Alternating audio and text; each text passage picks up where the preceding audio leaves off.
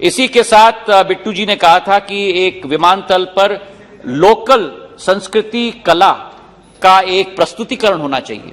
यही हमने अगरतला, देहरादून और कुशीनगर के एयरपोर्ट में दिखाया है। हम नहीं चाहते कि हमारे एयरपोर्ट्स विदेश के एयरपोर्ट्स के साथ बने। भारत के एयरपोर्ट्स हैं तो भारतीय संस्कृति, भारतीय पद्धति, भारतीय इतिहास का संचालन, क्षेत्रीय इतिहास का संचालन वहां होना चाहिए और ये नियम मैंने बना दिया था पहले ही दिन पे, अध्यक्ष महोदय। इसी के साथ महुआ जी ने बगडोगरा और श्रीनगर एयरपोर्ट का विस्तारीकरण की प्रश्न उठाया था।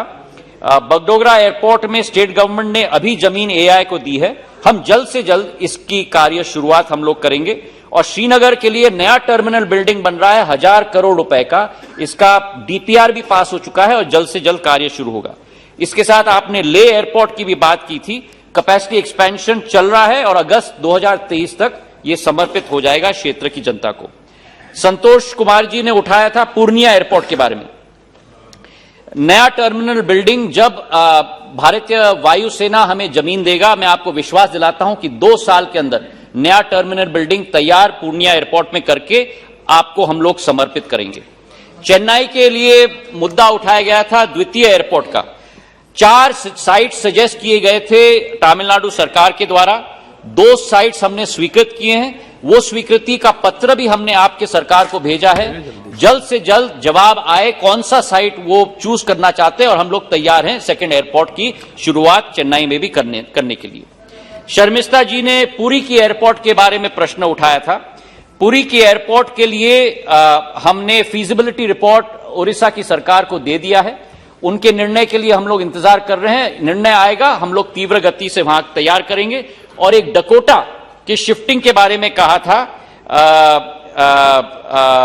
बीजू पट्टनायक साहब का।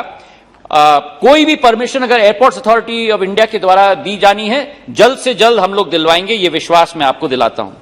श्रावस्ती एयरपोर्ट के बारे में प्रश्न उठाया था।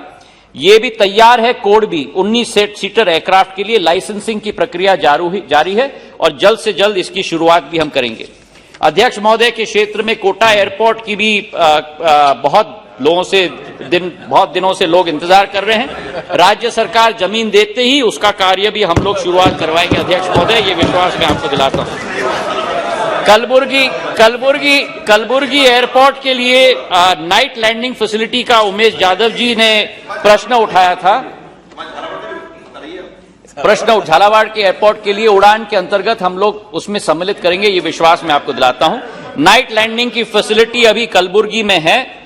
और कोलकाता के सेकंड एयरपोर्ट के बारे में अधीर दा ने प्रश्न उठाया था और सुदीप दा ने पिछले प्रश्नकाल में मुझे निवेदन किया था। और मैं आप दोनों से निवेदन करना चाहता हूं इस विषय पे, करीब कम से कम आप दोनों एक हो जाए। आपका प्रस्ताव आया है कि दीमापुर में हम एयरपोर्ट बनाएं। अब दुर्गापुर 150 किलोमीटर दूर है। अब कलकत्ता के वासियों को आप 150 किलोमीटर दूर भेजना चाहते हो विमानतल में पहुंचने के लिए। एक साइट कृपा करके आप तय कर लो, हम तैयार होंगे आपके साथ, दोनों के साथ काम करने के लिए। इस विषय पर कृपा करके आप लोग दोनों साथ में हो जाएं।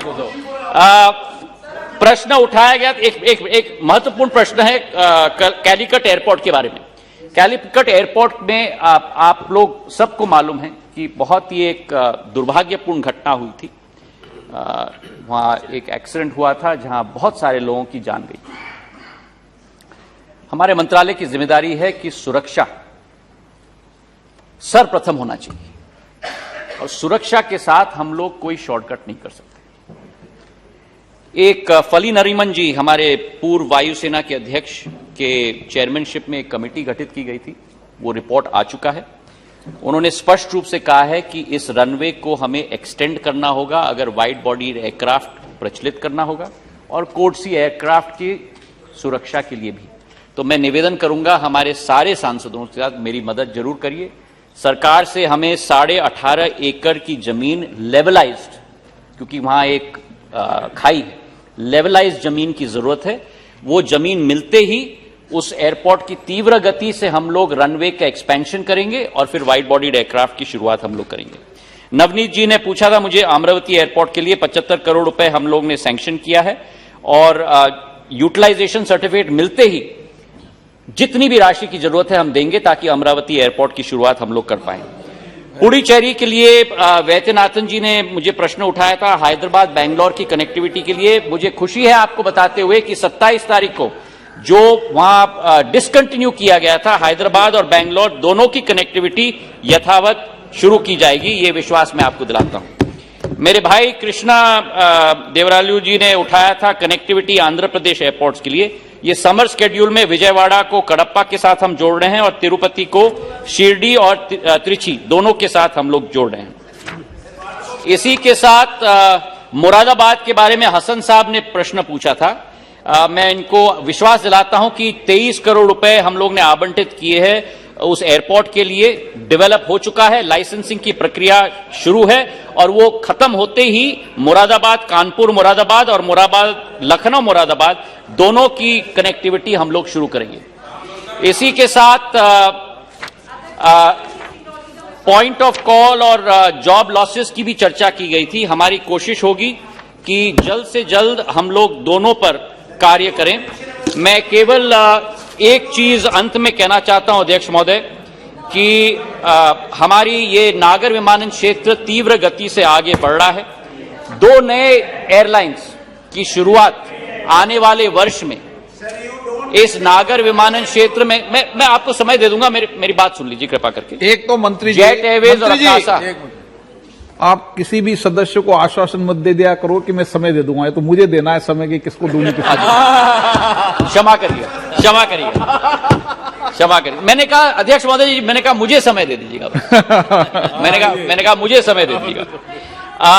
तो दो नए एयरलाइंस की शुरुआत हो रही है, जेट और अकाशा की। जो पिछले 20 साल में सारे एयरलाइंस बंद हो रहे थे देश में, 2 नए एयरलाइंस की शुरुआत हो रही है। हमारी आशा अभिलाषा बहुत ऊंची है अध्यक्ष महोदय।